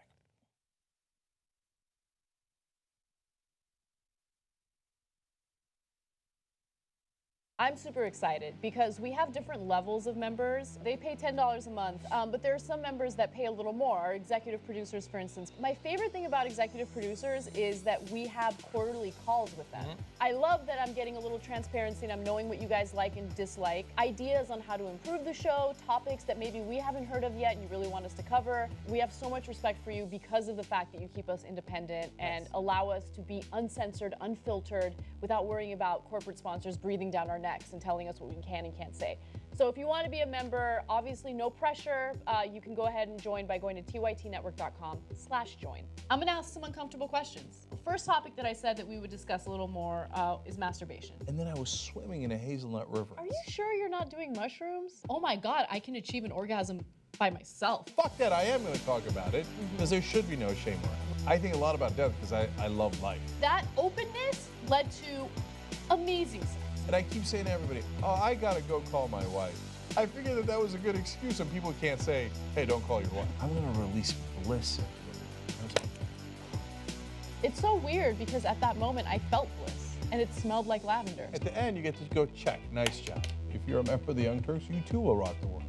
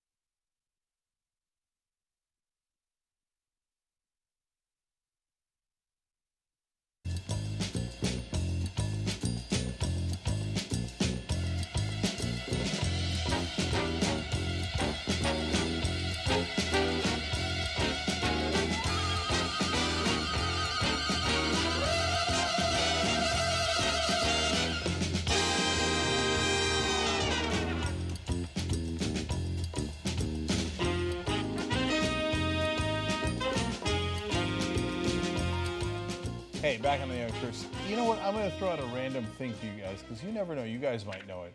We were trying to find the clip of me saying, just I think within the last week or so, if there's one thing I can guarantee you, under Trump, the dollar will get devalued. The dollar will crash, okay?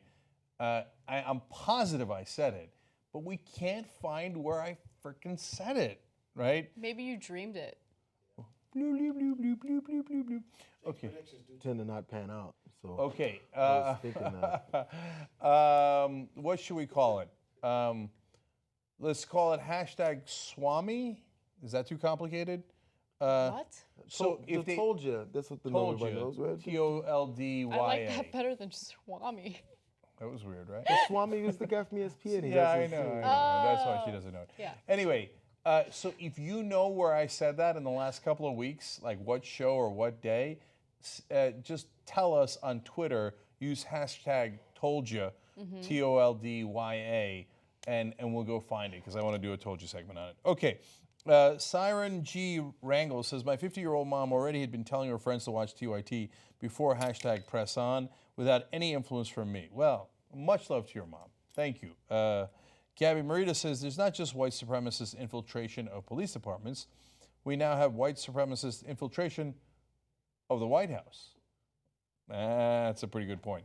By the way, the other thing I told you is, we talked about it a little bit yesterday, but I read more into that.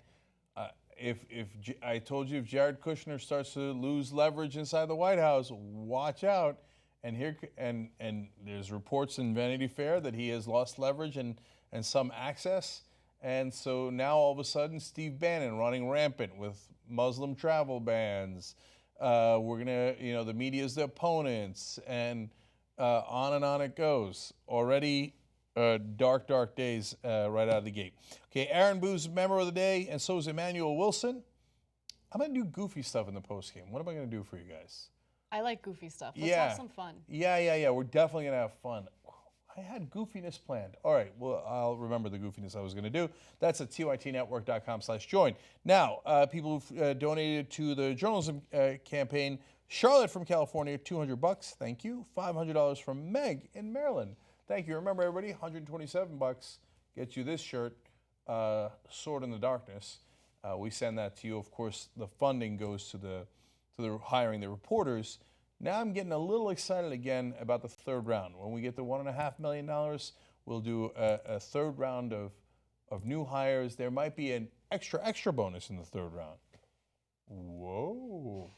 Can I see where tytnetwork.com/go is? All right, $1,181,981. That slowed down a little bit, but that's understandable. Let's pick it back up, though. Hashtag press on. Can I see something? Okay, anything, guys. Thank you. We super appreciate your help. All right, what's next? All right, I want to do two more stories, skipping ahead to the last two, because one is hopeful and then the other one is fun, but I'm going to feel a little guilty talking about it. Okay? Oh yeah, I like both. Yes, go. Okay. A Texas mayor has come out and revealed her true identity as a transgender individual. Jess Herbst is the New Hope, Texas mayor. It's actually a very conservative part of Texas that has very few people in it, about 640 registered voters. And she decided that she needed to be true to who she really is and revealed what her true identity is. In fact, she's writing a blog about this and wrote, "As your mayor, I must tell you about something that has been with me since my earliest memories. I am transgender." Now, this is actually a very positive, uplifting story because even though this is a small town in Texas, apparently there has been a flood of support for this mayor, and it makes me feel so good to know that that's the case.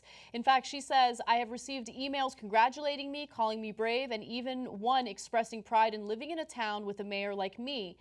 I never hoped for more than simple tolerance. The outpouring of support is unprecedented." Unprecedented has never been used more than it has been recently. Well, right? With Trump in the White House, so you can see why. This is part of the reason why I said that we would win on LGBT rights, and I've been saying that for a long time, well before the polls swung and well before we've had the Supreme Court decisions go the right way, et cetera. There was two reasons why. One is not so good. There's more gay donors than there are donors fighting against LGBT rights, and money controls everything. So that was part of the reason. Okay, let's just keep it real. It was. The second reason is because they're among us. So, in the old days, religious people used to say, "Oh, the people who get divorced are the worst. It's a sin, and God hates you." I mean, he doesn't hate the sinner, but he hates the sin, right? Then they dropped all that because everybody started getting divorced. And then the divorcees were all among us. And if you did that at church, they'd leave your church. They got annoyed for you judging them because they were divorced, right? Mm-hmm.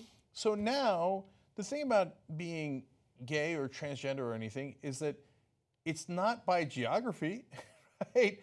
So now geography plays a little bit of a role. The reason the coasts are more liberal is people who are more open to change tend to be more liberal and will move. So they move to the coast. And then people who are more conservative stay home.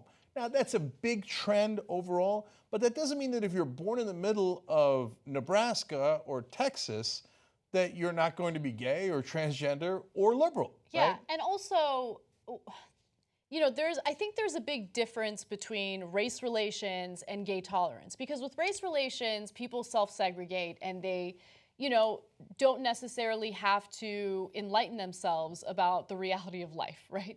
But when it comes to issues pertaining to sexuality or gender identity, it could happen to any family, right? Where all of a sudden someone comes out and says, "Hey, I'm actually gay," or "I'm transgender." And so all of a sudden that gives someone who might not have been as tolerant the opportunity to open themselves up to a different perspective or a different experience. Especially conservatives are very tribal in their way of thinking. Mm-hmm. Now that sounds like I'm criticizing them. I partly am, but partly not. So here's what I mean by that. If you're within the tribe, they're very open to you, and they take care of you, and there is true family values inside conservatives. Then their politicians, of course, are totally full of it on family values, but they do mean that in a lot of, especially, for example, Mormon values are great family values, and they are very conservative. But the other part of tribal is, but if you're not in my tribe, okay, like I stick to my tribe, and that is part of the conservative mindset, right? Again, talking in generalities here. So you can't have your son come out as black, right? So you are, whatever race you are, right? But your son could come out as gay or transgender, and he's in your tribe. Yeah. And so once you've got a lot of people within your tribe, and now there's more because people have the courage to come out, before it was too much oppression, et cetera. And so now all of a sudden, all these people are popping up inside your tribe, boom, boom, boom, boom, boom, boom, boom, boom, boom. And then you're like, oh yeah, I know Jess, right? Yeah. Jess is okay. I mean, Get it, Jess. right? Because there's only 640 people in the town. They all know her, Yes. right? And they're like, oh, come on, Jess is all right. All right, fine. We won't hate gays anymore. We won't hate transgender people anymore. Who's next? Muslims! You got to find another, especially if you're in a tribalist, right? But thank God at least LGBT is less and less other these days. Yes. All right, one final story for you guys. A pastor in Florida is now apologizing to his churchgoers after he was caught having an affair with a married woman. Now, the pastor is Jermaine Simmons, and apparently Pastor Simmons was being chased down by a man with a handgun after the husband caught the cheating wife and pastor in the couple's daughter's bedroom. Simmons escaped the home and hid behind a fence as the husband went looking for the pastor. Dirty. So the man took Simmons' clothes, wallet, and car keys, which is a little problematic. After negotiating with police over the phone, the man agreed to hand over the pastor's belongings. We are not identifying the individuals involved other than the pastor, mostly because the reports don't say the names of the other people involved. We're choosing not to identify them. We were going to send one of our investigative reporters, and then decided that story's not that important. It's just amusing. Look, okay, so I get it. This is a story about a religious leader, and usually religious leaders are all about, you know, the sanctity of marriage and family values and all that. And then you hear this story of a pastor, you know, knocking boots with a married woman. He's also married and has his own family. But I feel kind of bad. What, for the pastor? I feel bad reporting it. I don't. No. I don't feel bad at all. So, look, when we get into people's lives and they're not hypocritical, we'll even defend Republicans on it, right? And we have on the show. But, you know, I don't know every one of his sermons, but I know generally what pastors do, right? And part of what drives me crazy, honestly, is, you know, I want them to get out of our lives. But the other thing is that they're always judging. Like Vince Vaughn's character in Old School, right in the beginning, he's like, always looking, judging. Right? And so it's a little refreshing when you picture this guy running around the neighborhood naked as the day he was born. Like, well, I think you know. And so it's a little comeuppance. Now, I don't agree that he should have chased him with a gun, of course. Yeah, that's crazy. And luckily no one got hurt. But look, all of us understand the desires of the flesh. You know? Oh, and yeah. So all of us can definitely... Please believe me. All of us can benefit, regardless of our religious ideas and all that. All of us can benefit from taking a step back, recognizing we're flawed human beings, and not passing judgment on others, right? We don't know the dynamics of these relationships. I get it. It's a religious guy, and the judgment is usually very strong coming from religious leaders. But nonetheless, flesh. Nonetheless, flesh, right? But don't worry, he's going to be fine, because religious folks have it so easy. You know what he's going to say. I mean, guess who I ran into the other day? Jesus. And it turns out, he had great news for me. Turns out he forgives me. Yeah. Jesus forgave me. Yeah. Now, when I went into their daughter's bedroom and started having sex with that man's husband, at that point, Jesus was saying, I think it's weird. Okay, I didn't listen to him then, right? But now, all of a sudden, I'm looking for your forgiveness. And after the guy catches me and I go, oops. All of a sudden, my friend Jesus showed up. So dirty. I know. Like dirty in so many different ways. And by the way, he did apologize to churchgoers, and he's still at the same church. Of course he apologized, and they're going to let him go probably. Just a fun little story because nobody got hurt. But the next time somebody's going around judging people, remember Pastor Simmons, because that guy who's judging you one day might be running naked around your neighborhood. Desires of the flesh. Flesh. By the way, the whole time I was, and by the way, you go into the wrong house, you might come out with Sarabies! Oh yeah, that's an old school one. What I was dying to play the whole time, but I couldn't make it fit was Abi Kibar, Trump, Sarkar. I heard the pastor said this right before he went in the house. I better use some Tic Tacs just in case I start kissing her. Not funny, haha. Okay, we had a little bit of fun. We did. That's what happened on Fun this was show. had. We're going to keep that fun going in the post game. Oh, and then later tonight, old school for the members. tytnetwork.com/join. TYT Classics also for members. Whoa! Lots of content. We're slanging out the content. We're slanging content like they're slanging houses. Slanging for everybody. Okay. We had another inappropriate pot conversation last night. We slanged that. Okay, that was for the members. tytnetwork.com/join. Bye-bye.